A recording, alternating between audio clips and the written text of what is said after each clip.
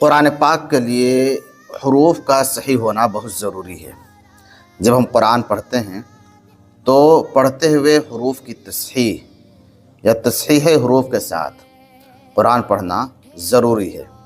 اگر ہم صحیح حروف کے ساتھ نہیں پڑھیں گے تو پھر قرآن کے جو ترجمے ہیں اس میں تبدیلی آ سکتی ہے۔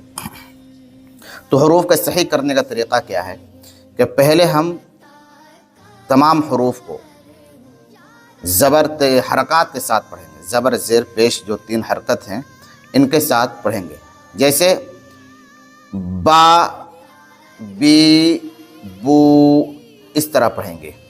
اس کے بعد پھر ہم حمزہ متحرکہ کے ساتھ پڑھیں گے۔ تو حمزہ متحرکہ پر بھی 3 حرکات کے ساتھ، جیسے اب، اب، اب۔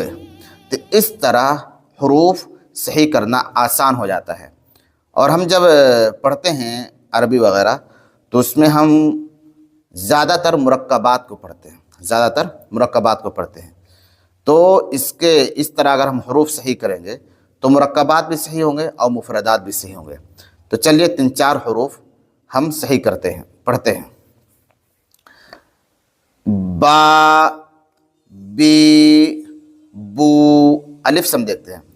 الف، با، بی، بو، اب، اب، اب، تا، تی، تو، ات، ات، ات، سا، سی، تو، اس، اس، اس، جا، جی، جو، اج، اج، اج، ہا، حی، حو، اح، اح، اح، خا، خی، خو، اخ، اخ،